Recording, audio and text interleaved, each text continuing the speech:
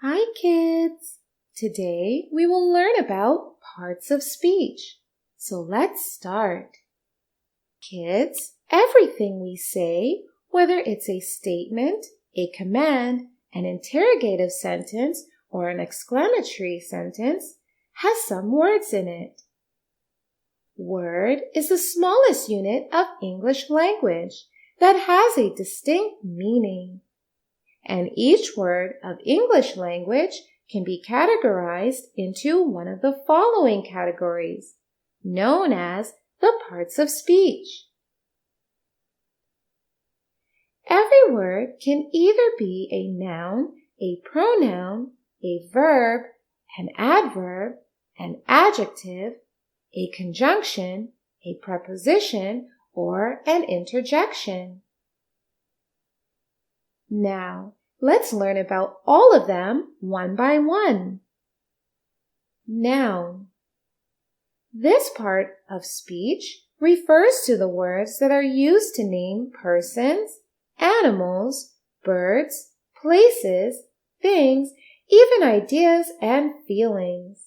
Here are some examples. Tom is going to school. Here, Tom is the name of a person, and school is the name of an institution. So these are nouns. This is my chair. Here, chair is a noun, as it's the name of an object. It is my birthday. The word birthday is a noun, as it refers to an event. Nouns can be of different types. Proper nouns. Proper nouns always start with a capital letter and refer to specific names of persons, places, or things, like Ebony Garden, Earth, Mercury, Sunday, Monday, Pizza Hut, etc. Common nouns. Common nouns are the generic names of persons, things, or places, like car, pizza, eraser, house, office, or movie. They refer to general things and not particular things. Next is concrete nouns. The kind of nouns that refer to material objects are known as concrete nouns, like pen, pencil, sheet, pillow, utensils, buildings, chair, etc. Concrete nouns are nouns that you can touch or physically experience. Another type of categorization of nouns is abstract nouns. Abstract nouns are those nouns that you cannot touch or physically observe, like happiness, sadness, excitement. These are the names of feelings and not material objects. You can neither touch nor physically observe these nouns. One more type of noun is collective nouns. Collective nouns refer to a group of persons, animals, or things. For example, a crew of sailors, a party of friends, a group of islands, a bunch of flowers, a bouquet of flowers, a cluster of stars, a pair of socks, a pack of cards, a school of whales, a group of friends. So, a collection of same kinds of things is referred to by collective nouns, whether it is a collection of things, persons, or animals. Now we are going to learn about another part of speech called pronoun. A pronoun is a part of speech used in the place of nouns. I, it, he, she, his, her, we, they, their, ours. Ben is a very sincere child. He is always smiling and is always helpful to others. Here, he refers to Ben. So, he is a word that is used in the place of a noun. So, it's a pronoun. I want to read this book. Here, I is a pronoun as it is used in the place of name of a person. Are you enjoying this game? Here, you is a pronoun as it is used in the place of a person. They are playing with a ball. Here, they is used in the place of names of all the persons who are playing with the ball. So, they is a pronoun. We are going to school. Here, we is used in the place of names of all the persons who are going to school. So, we is a pronoun. Let's learn about the next part of speech, an adjective. Adjectives are the words that describe nouns or pronouns. He is a cute boy. Here, cute describes a naming word or noun, boy. She is a pretty girl. Here, pretty describes the girl, which is a noun. This is a beautiful room. Here, beautiful describes the room. So, beautiful is an adjective.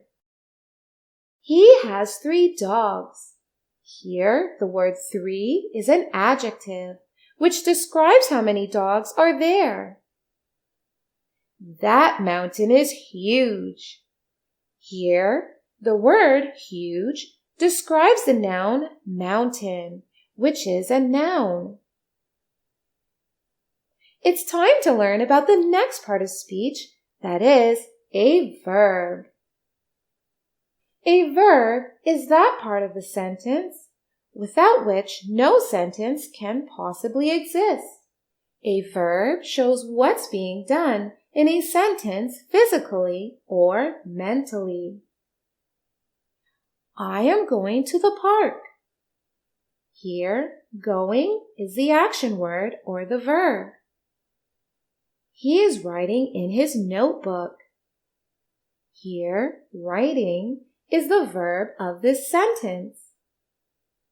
I like this pen as it helps me write smoothly. Here, the word like tells about an action being done mentally. So, it's a verb. Now let's learn about the next part of speech called adverb. Adverbs are the words that describe adjectives, verbs, or other adverbs. She sings beautifully. Sings is a verb here, and the word beautifully tells how she sings. So beautifully is an adverb, as adverbs describe adjective, verbs, or other adverbs.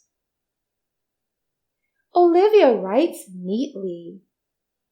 Here, the word writes is a verb or an action word, and the word neatly describes the verb writes, so it's an adverb. Sam runs very fast. Here, the verb is runs, and the word very fast tells how Sam runs. So, very fast is an adverb here. Ruth, along with her family, came to my house yesterday. Here, the word came is a verb or an action word, and the word yesterday describes the word came. And the word that further describes a verb is known as an adverb. So the word yesterday is an adverb. The next part of speech is preposition. A preposition mostly specifies the location or the position of an object with respect to another object. Examples of prepositions are above, below, throughout, outside, before, near, since. For example, the lamp is hanging above the table. A rat is sitting between two cats. A cat is sitting among many dogs. The papers are scattered throughout the room. Do not go outside. Come inside the room. Some boxes are lying near the door. The box is lying behind the curtain. Next part of speech is conjunction. The words that join the part of sentences are known as conjunctions.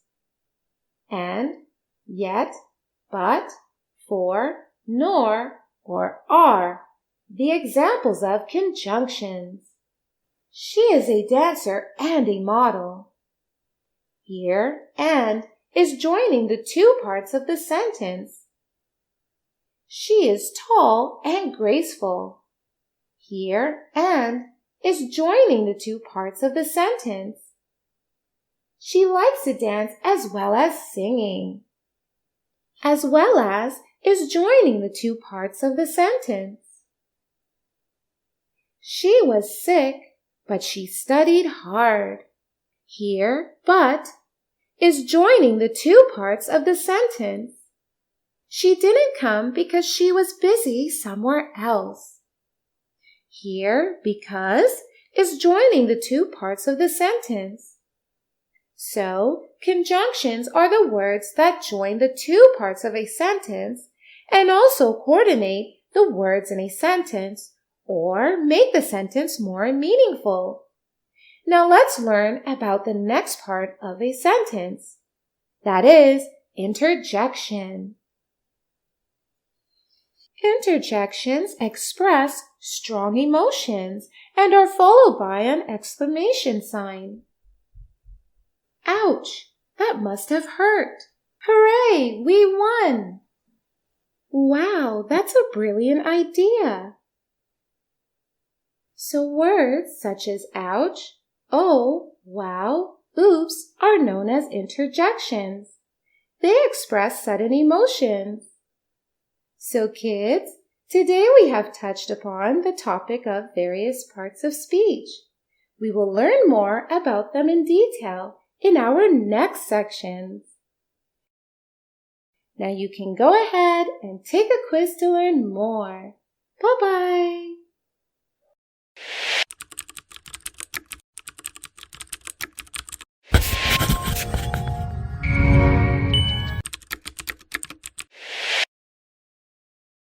Tutway has thousands of animated videos on math, English, and science to clear the core basics of these subjects.